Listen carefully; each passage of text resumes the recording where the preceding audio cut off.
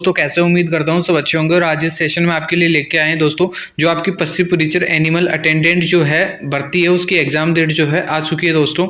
जी हाँ दोस्तों, ताज़ा अपडेट है और एग्ज़ाम जो है डेट इसकी घोषित हो चुकी है। इसके साथ ही जो है मैं बात करूंगा, सबसे ज़्यादा डाउट आ रहे थे, कमेंट आ रहे थे दोस्तों कि इसका जो पार्ट बी है ना, बी कवर नहीं हो रहा दोस्तों, टाइम बहुत कम है और बी को कैसे कवर करें। ठीक है, तो ये मैं सारी जो है आपके डाउट वीडियो में कवर करने वाला हूँ, बने रहना लास्ट तक वीडियो में।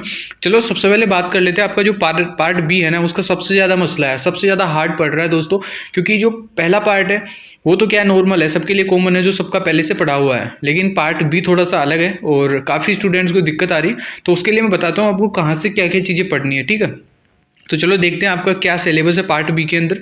सबसे पहले सिलेबस की बात कर लेते हैं, उसके बाद बात करेंगे अपन एग्जाम के बारे में। ठीक है, तो देखो दोस्तों, ये आपका सिलेबस है और पार्ट ए के अंदर तो ये नॉर्मल है, जीके वगैरह। ठीक है, लेकिन इसमें एक मेन चीज़ है, देखो ये जो मेन चीज़ है ना दोस्तों, ये वाला, ये जो दैनिक विज्ञान इन्होंने बोल रखा ना, बस यही सबसे अपना इम्पोर्टेंट पार्ट है पार्ट बी को कवर करने के लिए। और ये 45 नंबर है।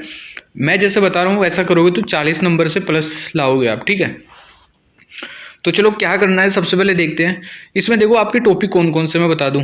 कृत्रिम गर्भाधान के बारे में, ठीक है, आपको जनरल साइंस के अंदर टॉपिक पढ़ोगे ना, उससे ये क्लियर हो जाएगा, समझ रहे हो।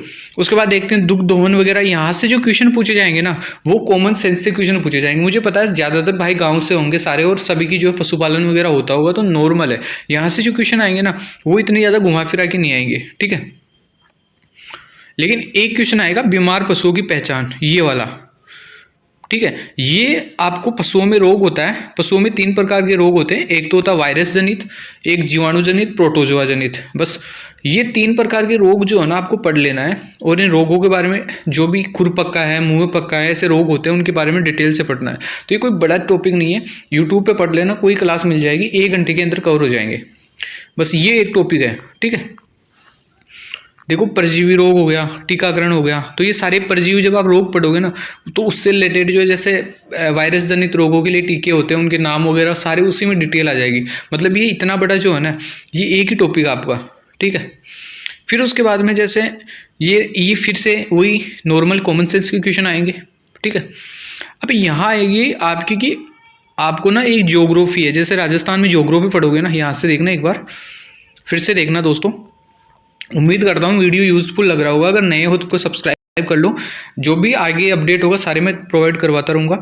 यहाँ से देखना आप, ये वाला जो पार्ट है ना, ये कहाँ से पढ़ना है दोस्तों। ज्योग्राफी जो आते हैं ना अपने राजस्थान की, उसके अंदर ये बता रखा है कि कौन सा राज्य जो है, कौन सा जिला जो है दुग्ध उत्पादन में आगे है, अंडा उत्पादन में आगे है, भेड़ पालन में कौन सा आगे है, बकरी पालन में कौन सा आगे है। तो ये वाला टॉपिक वहाँ से कवर होने वाला है, ज्योग्राफी से। समझ रहे हो, यहाँ तक का काम हो गया। ये देखो आगे भी इससे रिलेटेड ये ऊन कतरन वगैरह। ठीक है, अब उसके बाद में आगे नेक्स्ट आता है दोस्तों, ये देख पा रहे हो, कंपोस्ट खाद पशुओं से चमड़े हड्डियां का उपयोग, पशुओं की उम्र ज्ञात करना। उम्र से रिलेटेड आपको टॉपिक जो है यूट्यूब पे मिलेगा, एक ही टॉपिक है, मात्र 25 मिनट का टॉपिक है, यूट्यूब पे कहीं भी मिल जाएगा, ये देख लेना। उसके अंदर बता रखा है जैसे भेड़ की उम्र कितनी होती है, गाय की उम्र कितनी होती है, कुत्ते की उम्र कितनी होती है, तो ऐसे उम्र से रिलेटेड पूछेगा वो। एक नॉर्मल सा क्वेश्चन आएगा आपके सामने, कोई ज़्यादा ऐसा कुछ नहीं आएगा। पॉलीथीन से पशुओं पर्यावरण को हानि, यहाँ से बिल्कुल एकदम नॉर्मल कॉमन सेंस का क्वेश्चन आएगा। ठीक है, ये क्वेश्चन देख रहे हो एक बार,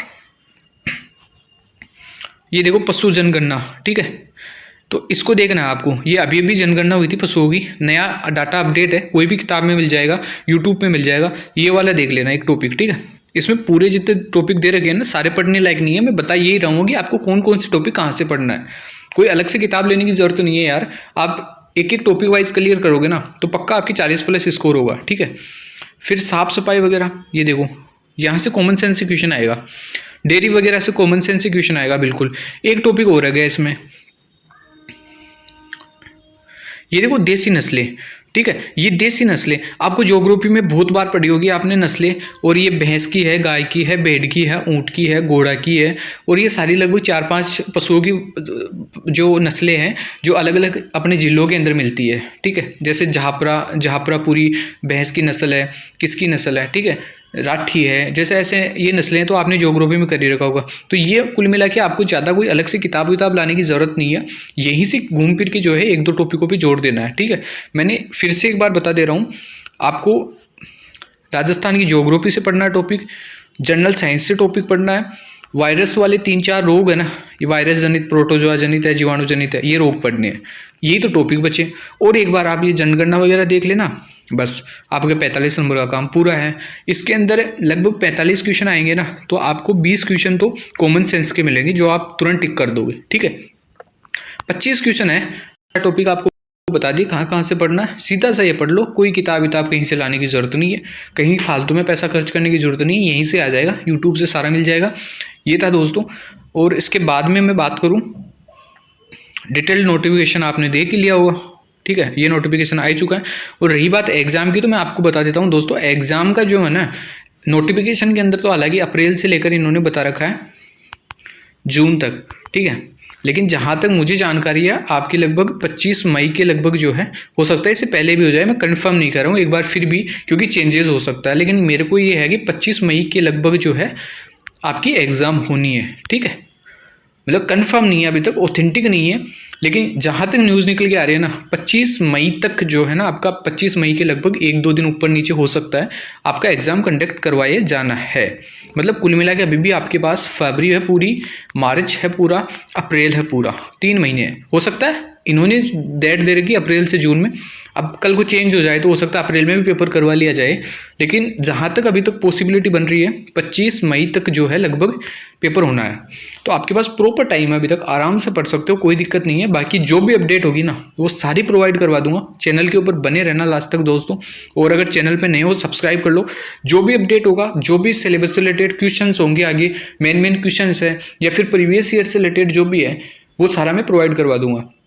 इसके साथ ही एक चीज़ रह गई दोस्तों कि एक्सपेक्टेड कट ऑफ क्या रह सकती है, तो मैं दोस्तों बता दूं, आपका 150 नंबर का पेपर है ना, ठीक है, ये देखो आप देख पा रहे होंगे,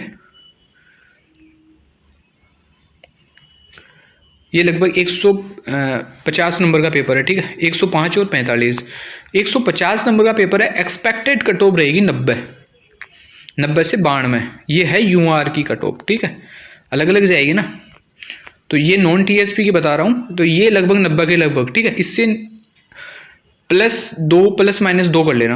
अब कहोगी इतनी कम नहीं जाएगी, तो भाई कम ही जाएगी, देखो क्योंकि पेपर ही ऐसा ही आता है और कम ही रहती है कट ऑफ, ऐसा कुछ नहीं है।